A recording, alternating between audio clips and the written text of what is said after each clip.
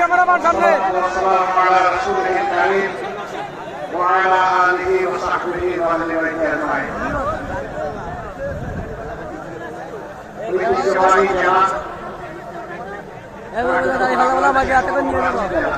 দাদা নিয়ে তাই তাই নিব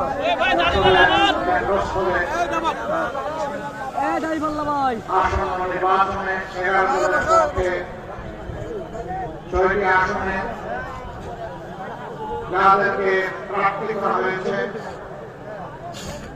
তাদের সমর্থন এবং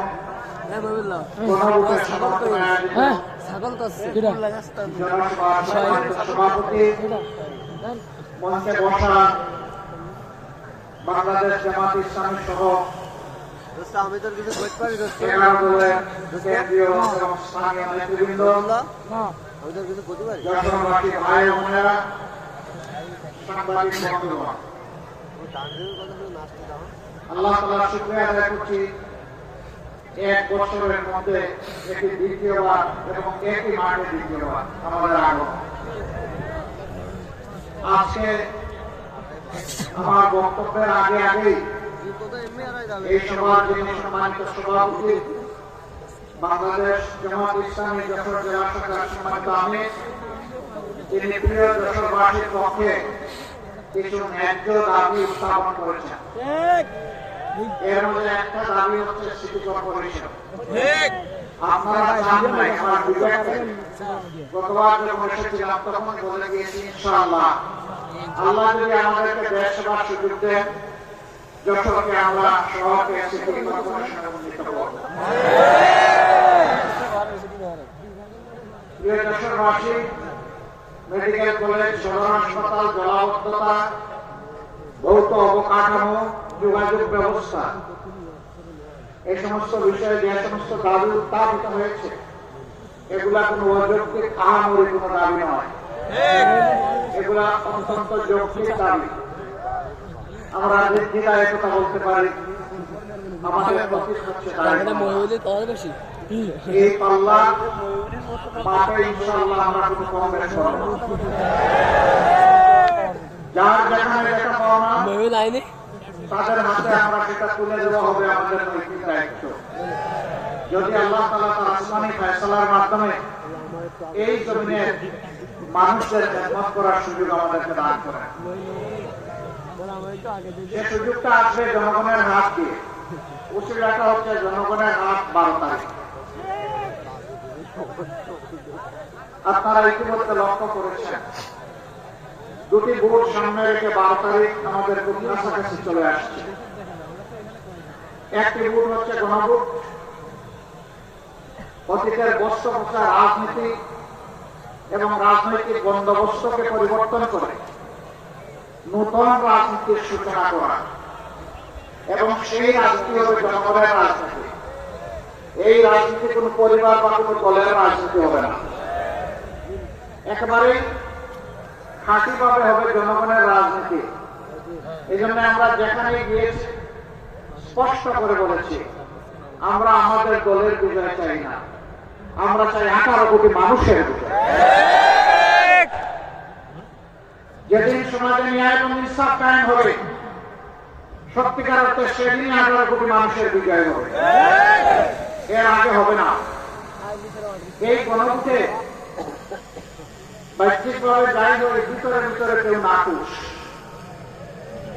এই গণভোট হলে বেশিরভাগী কায়দায় দেশের শাসন শাসন চালানো যাবে না। এই গণভোট হলে জনগণের সম্পদের উপর হাত দেওয়া যাবে না। এই গণভোট হলে দলীয় চাঁদাবাজির রমরমা ব্যবসা চলবে না।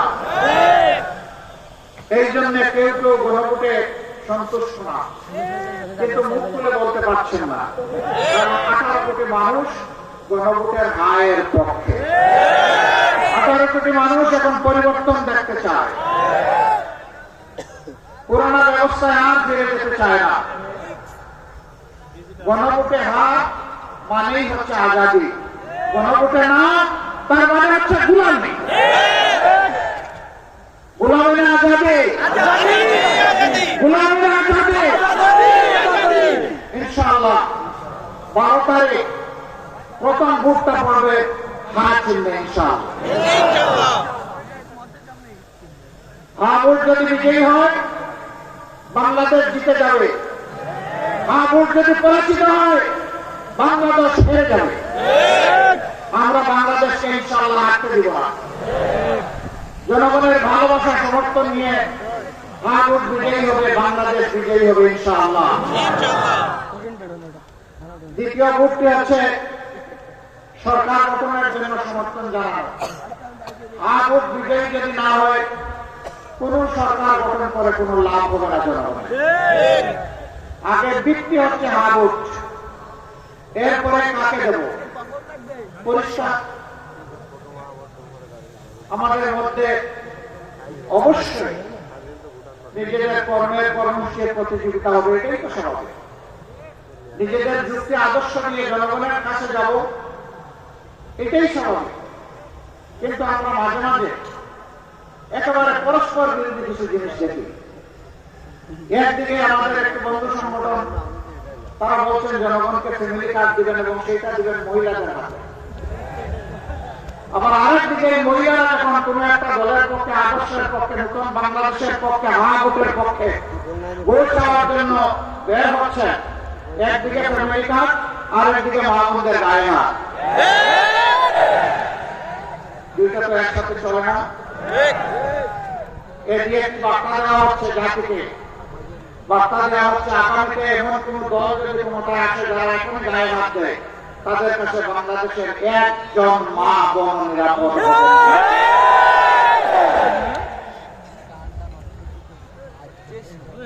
আপনারা আপনাদের আদর্শের কর্মসূচি প্রচার করুন, আমরা আপনাদেরকে ওয়েলকাম করব। কিন্তু আমাদের আদর্শ কর্মসূচির প্রচারে আপনারা বাধা দেওয়ার কে? আপনি বাধা দিতে পারেন না।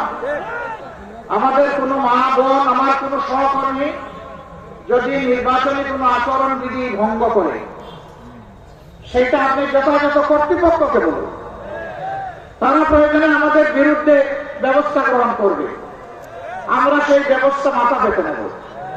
কিন্তু আপনি কে হাতে আইন তুলে নেওয়া? আপনি কে আমার মা বোনকে টিজিং করা? আপনি কে আমার মা বোনদেরকে বেশি করা? আপনি কে তাদের গায়ে হাত দেওয়া? মনে রাখবেন, আমরা মায়ের পেট থেকে এই দুনিয়ায় এসেছি, আমরা মায়ের দুধ খেয়ে বড় হয়েছি। মাদের বুকের বিছানায় আমাদের নিরাপদ বিছানা ছিল। সেই মাদেরকে আমরা অপমান করতে দেব না। মায়ের জাতির অপমান বরদাস্ত করব না। আর যদি এই ধরনের কোন আচরণ করা হয়